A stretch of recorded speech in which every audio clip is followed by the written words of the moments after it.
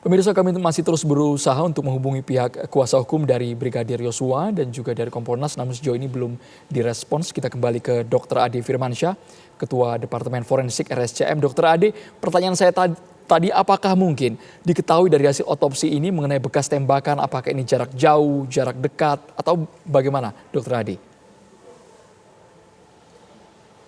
Ya, setiap luka akibat kekerasan senjata tajam, senjata api ini ya, luka tembak masuk itu memiliki ciri-ciri. Pada jarak jauh itu dia ciri-cirinya ada lubang disertai klaim lecet saja.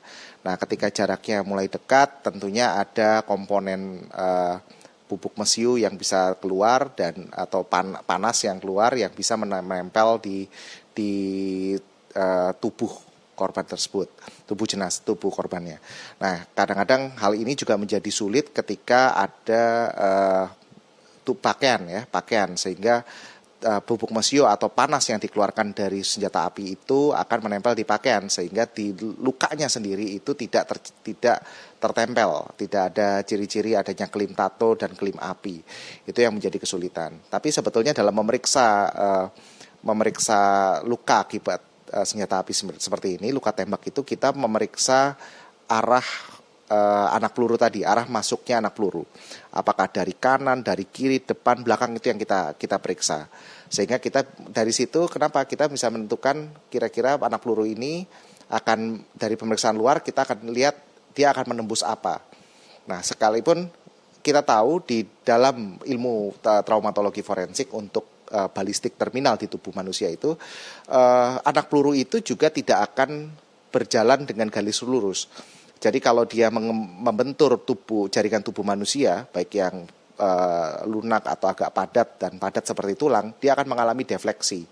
Jadi bisa jadi arah masuknya anak peluru, luka tembak masuknya itu ada di dada, kemudian proyektilnya sendiri kita bisa temukan di perut, misalnya demikian, di rongga perut. Jadi itu ya makanya kita harus tentukan, dan memang itulah fungsi dari otopsi tadi. Kita mencari saluran luka, bagaimana anak peluru ini masuk ke dalam tubuh manusia, tubuh korban, dan di dalam itu merusak atau mengenai organ-organ apa saja, dan akhirnya menimbulkan kematian. Dr. Ade, itu semua memang apalagi sulitnya, ya. Ini juga ada pernyataan yang cukup mencengangkan dari tim kuasa hukum yang menyatakan bahwa ada dugaan kliennya ini dianiaya dulu, kemudian ditembak karena ditemukan pergeseran rahang seperti bekas pukulan. Itu kata kuasa hukumnya. Mungkin tidak itu ditelaah oleh tim forensik nantinya. Apakah betul dianiaya, tewas kemudian ditembak, atau malah sebaliknya? Sedetail itukah nanti, Dr. Ade? Ya. Tentunya luka-luka pada saat kita memeriksa luka pada tubuh jenazah itu kita melihat apakah luka ini pertama dia terjadi sebelum kematian atau memang terjadi setelah kematian ya. Jadi ada luka yang intravital, ada yang postmortem. Nah, luka-luka yang intravital itu memiliki ciri-ciri yang lain ya. Misalnya dia mulai dengan adanya perdarahan di bawah luka tersebut ya, karena pembuluh darahnya pecah, terus kemudian adanya sel-sel darah putih yang berkumpul di sana dan lain sebagainya. Sedangkan luka yang terjadi setelah kematian itu tentunya biasanya terjadi pada kasus-kasus di mana adanya pelaku ingin memutilasi korban, kemudian untuk menghilangkan identitasnya, maka luka yang terjadi postmortem itu akan memiliki gambaran yang berbeda. Nah, justru di sini makanya kita lakukan pemeriksaan forensik, mana luka-luka yang intravital, mana luka-luka yang postmortem, atau memang kalau misalnya semua luka-lukanya itu intravital, maka apakah ada perbedaan waktu dan lain sebagainya. Kalau memang, tapi yang sulit ketika luka itu terjadi pada kondisi yang bersamaan nih, hampir bersamaan dengan terjadinya kematian, maka semua gambaran perlukaannya itu yang jelas intravital dan gambarannya sama, seperti itu. Dari foto yang sudah tersebar, kalau luka postmortem ya sudah pasti akan berbeda. Baik, Dr. Ade, dari gambar atau foto dari Brigadir Yosua, jasad Brigadir Yosua yang tersebar ini ada luka semacam sayatan di belakang kuping, kemudian di bawah mata, bahkan memar biru di tubuh.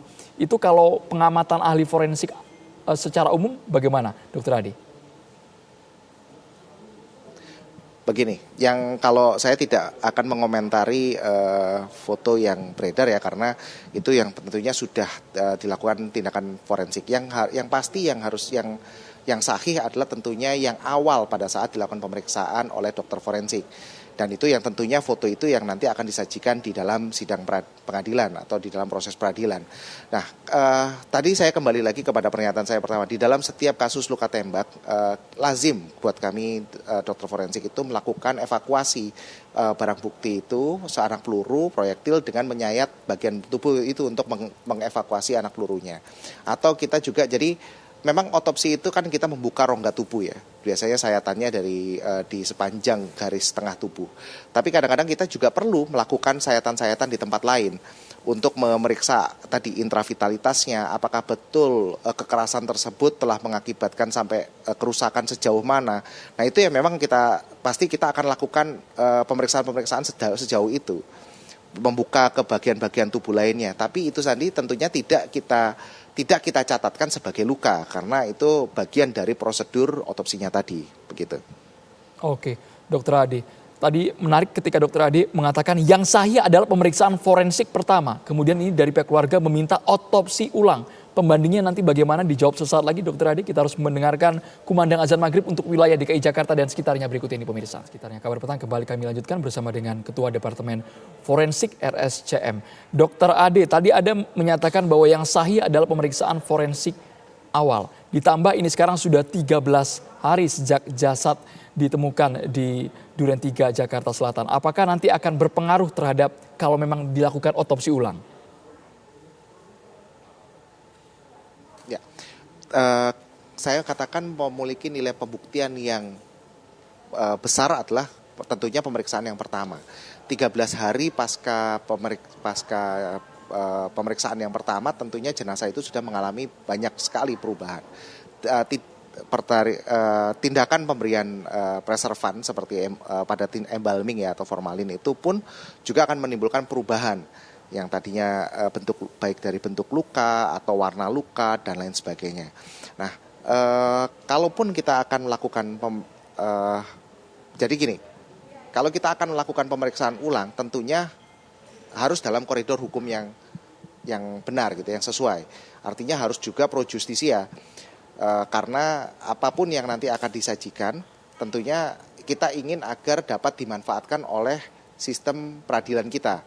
Jangan sampai kalau kita sudah lakukan pemeriksaan ulang atau kita lakukan ekshumasi, terus kemudian juga tidak dapat diterima di pengadilan. Itu yang pertama. Tapi kalaupun kita lakukan pemeriksaan ulang juga tentunya banyak sekali kesulitan-kesulitan dan hasil yang yang mungkin akan didapatkan. Saluran luka dan bentuk luka itu pasti sudah akan memiliki gambaran-gambaran yang berbeda karena proses-proses dengan berjalannya waktu ini. Seperti itu, Pak. Secara metode ada tidak standarisasi bahwa jasad ini perlu dilakukan otopsi ulang, Dokter Ade? Ya, pertama-tama tentunya kita harus lihat dulu kenapa harus dilakukan otopsi ulang.